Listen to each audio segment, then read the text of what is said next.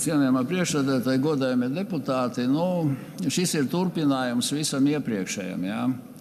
Babīts novads, Carnikava, Kandava.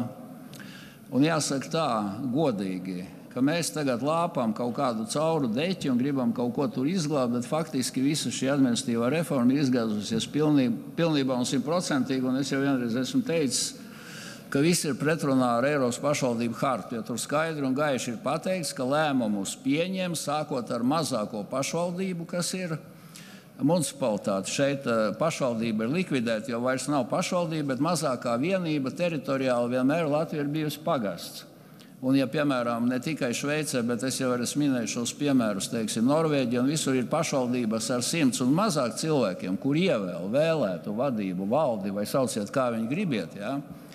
Tad pirms kara Latvijā šis process bija ļoti veiksmīgs. Un nebija samurgoti kaut kādi novadi, ja novadi bija Latgale, Kurzeme, Vidzeme, Zemgale, bet tas, ko mēs saucam tagad par novadiem, ir apriņķi. Un bija jāatjauno apriņķi, un savā laikā, kad es biju Nacionālā apvienība senos laikos, tad mēs šādu priekšlikumu arī iesniedzām, atjaunot apriņķu nosaukumu, nevis kaut kādus Nacionālā apvienība izdomāt novadus, ja, pirmkārt.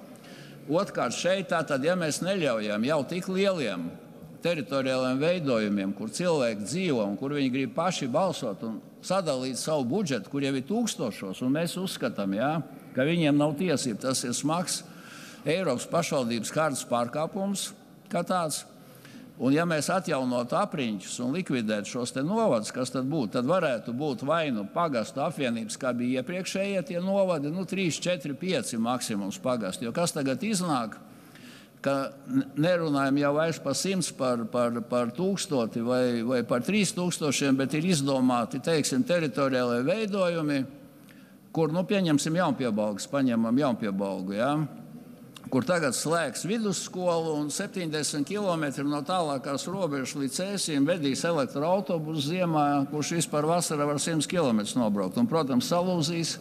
Un to mēs saucam par labu pārvaldi, kur vietējiem iedzīvotājiem atbilstoši Eiropas hartai kaut kādas tiesības. Tāpēc, protams, ka jāatbalsta ir Kandava, tāpat, ka bija jāatbalsta iepriekšēji, bet ņemiet vērā, viss šis administratīvi teritoriālais likums ir jāpārtaisa normāli, kā viņš bija pirms kara, saglabājot apriņas un atjaunojot. Ja negribās tur tos pagastus, kur ir daudzi pazuduši jau, ja, tad viņi varētu būt, tā kā bija tie novadi iepriekšējie, 3, 4 pagasti, varbūt maksimums 5 apvienoti. Un es pateikšu vēl vienu lietu, kolēģi, kas varbūt visi to nezina. Es paskatījos, ka mums ir sasniegts rekords 3 pagastos Latvijā. Blīvums uz kilometru ir viens iedzīvotājs. Viens pagasts ir Ventspils novadā un 2 pagasti ir Latgalē. Ja? Tik tālu mēs esam nonākuši, sagraujot gan šīs skolas mazās, gan pasta nodaļas. Aicinu atbalstīt un gatavoties pēc 2 gadi aizslaucīt Mēslainē šo likumu, tāpat kā vēsturisko zemi likumu. Paldies!